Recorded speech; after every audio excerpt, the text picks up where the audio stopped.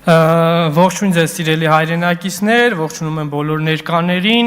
շնորհակալություն եմ հայտնում լսումները կազմակերպողներին։ Ես այս ամբիոնից սիրելի հայրենակիցներ չեմ ուզի խոսել իշխանության լեքսիկոնով, որովհետև ինձ թույլ չեմ տա, դաստիարակությունս թույլ չի տա, բայց վստահեցնում եմ ձեզ, որ կարող եմ, որովհետև սա փողոց չէ եւ բոլորս դա հասկանում ենք։ Այն հարցը, թե ինչու են այսօր մեր բազմաթիվ մեծեր, սրբազաններ, բարերարներ, ժողովրդի կողմից, ժողովրդի քվեով ընտրված ղեկավարներ գտնվում կալանքի տակ, պարզից էլ պարզ է, որովհետև այստեղ չկա ժողովրդավարություն։ Հայաստանի Հանրապետությունում չկա ժողովրդավարության նշույլ։ Հիմա կասեն, բա չկա, բա գնացել ես ազգային ժողով, խոսում ես եւ այլն եւ այլն։ Ժողովուրդ ջան, ինչ կարևոր է, եթե չի անցնում այդ խոսքը որևիցե տեղ։ Այսինքն, իրենք ստեղծել են կեղծ ժողովրդավարական իմիտացիա եւ դրա անվան տակ անում են այն, ինչ որ ուզում են, այն, ինչ որ իրենց ձեռք է տալիս։ Մարդիկ, որոնք կառուցել են այս երկրի համար բազմաթիվ գործեր ունեն արած, անցել են տարբեր փորձությունների միջով, չգիտես որտեղից հայտնվել են մարդիկ, նստել են այստեղ եւ քննադատում են այնպիսի մարդկանց, որոնց գործը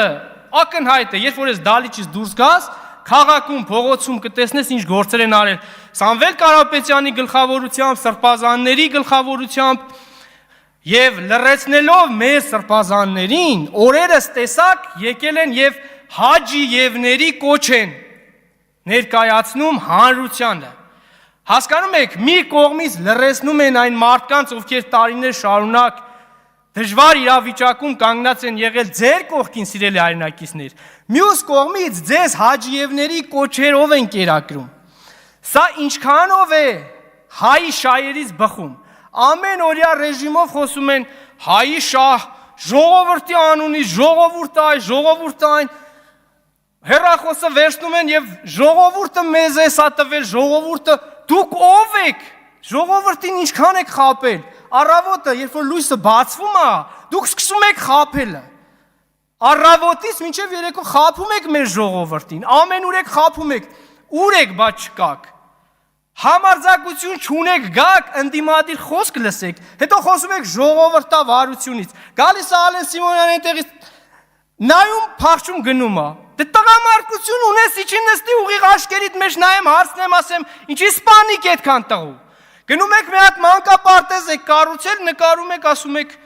մանկապարտեզ ենք կառուցել, նայեք ժողովուրդ ջան ինչ են կառուցել։ Բա մտեք եռաբլուրները նկարեք, ցույց տվեք ինչ եք կառուցել։ Թե դա ձեր շահերից չի բխում։ Կարողանալու եք այդքան տղու արյուն ծածկեք գնա, դա ձեզ թվում է թե կարողանալու եք։ Դուք չեք կարողանալու իմ ընկերների, իմ հրամանատարների եւ հազարավոր անմեղ տղերքի արյուն, սենց ձեր երաժշտություններով, ձեր կապիկություններով գալիս կանգնում ես Նիկոլ Փաշինյանը այստեղ այնպես ես խոսում, որ ամոթ են ապրում հասարակությունը, ժողովուրդը։ Միթե դա երկրի ղեկավարի խոսույթ է։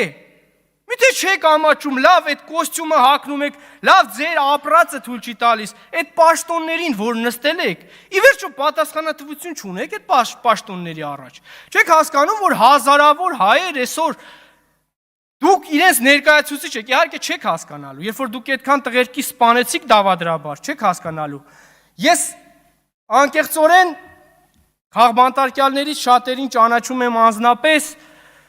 պայքարների մեջ եւ գտնում եմ, որ յուրաքանչյուրս կարող ենք ամեն ժամանակ, ամեն պահի դառնալ նույն քաղբանտարկյալը։ Ես կոչ եմ անում երիտասարդությանը